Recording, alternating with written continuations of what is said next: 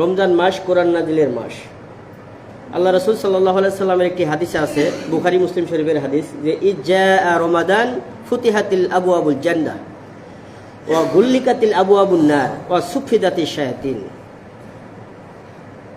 রাসূল করিম সাল্লাল্লাহু আলাইহি সাল্লাম বলেছেন যে রমজান মাস আসলে আল্লাহ তাআলা তার জান্নাতের দরজাগুলো খুলে দেয়, বলেন সুবহানাল্লাহ, এবং জাহান্নামের দরজাগুলো বন্ধ করে দেওয়া হয়, বলেন সুবহানাল্লাহ। সেই সাথে আপনার শয়তানকে শৃঙ্খলিত করা হয়, মানে শিকলে আবদ্ধ করে ফেলা হয়, বলেন সুবহানাল্লাহ। তো রমজান মাসে জান্নাতের দরজাগুলো খুলে দেওয়া হয়, জাহান্নামের দরজাগুলো বন্ধ করে দেওয়া হয়, আর শয়তানকে শিকলে বেঁধে রাখা হয়। সুবহানাল্লাহ বলবেন না? তাহলে শয়তানকে শিকলে আবদ্ধ করে রাখা হয়, এরপরেও কি রমজান মাসে খারাপই আছে না নাই? আছে না নাই? আছে। দেখেন, আমার মনে হয় যে এই রমজানে যত খারাপই হচ্ছে, আমাদের জানা মতো অন্তত পক্ষে আমরা ইতিপূর্বের কোন রমজান মাসে এত খারাপই পাই নাই, ঠিক কিনা বলেন? বুঝেন নাই? কথা কি আমি বাড়াই গেলাম? এই রমজান মাসে যত ধর্ষণ আর খুন চলতেছে, আমার মনে হয় যে ইতিপূর্বের কোন রমজান মাসে এত খুন আর ধর্ষণ হয়নি।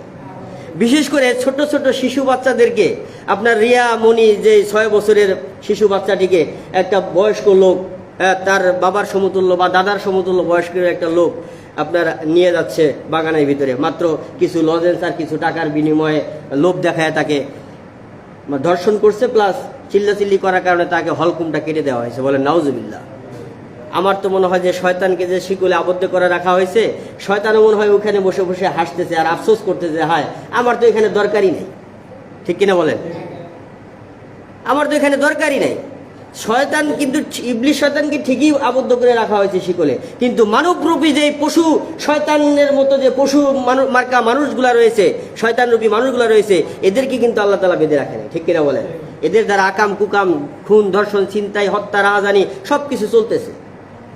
এই মানুষদের জন্য, হেদায়েতের জন্য এই কোরআন নিয়ে এসেছেন আল্লাহ তাআলা, নবী করিম সাল্লাল্লাহু আলাইহি ওয়াসাল্লাম, ঠিক কিনা বলেন? আমি এই কোরআনের উপরে আজকে আলোচনা করব। রমজান মাস আমরা জানি আপনার একটা নফলকে ফরজের সমতুল্য সওয়াব দেওয়া হয়, বলেন সুবহানাল্লাহ। রমজান মাসে 1 টাকা দান করলে 70 টাকার সওয়াব দেওয়া হয়, ঠিক কিনা বলেন?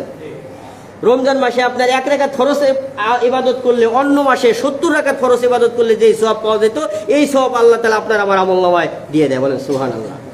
রমজান মাস এমন একটি মাস, যে মাসে রোজা রাখলে আল্লাহ তাআলা রায়্যান নামক একটি দরজা রেখেছে, যেই দরজা দিয়ে শুধুমাত্র কেবলমাত্র রোজাদাররাই প্রবেশ করতে পারবে, অন্য কেউ প্রবেশ করবে না, বলেন সুবহানাল্লাহ।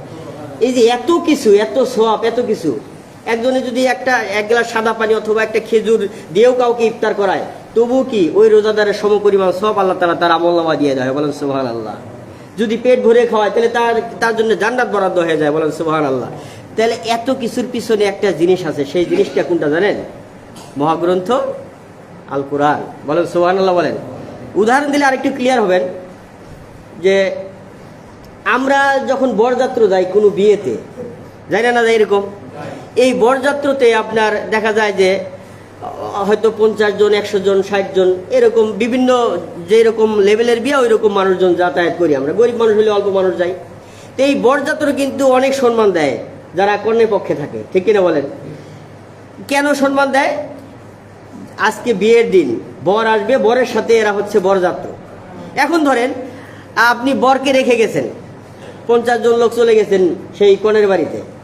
এখন তাহই মাহই যারা আছে তাদেরকে যদি বলেন যে তাহই কিংবা মাহই, আমাদের বর তো আসলে একটু অ্যাক্সিডেন্ট করে হাসপাতালে আছে, বা উনি আসতে পারবে না, বা মারা গেছে, বা যে কোনো কারণে উনি আসতে পারবে না, তো এখন আমরা তো চলে আসছি, এখন আমাদেরকে খাইতে দেন, আমরা চলে যাই।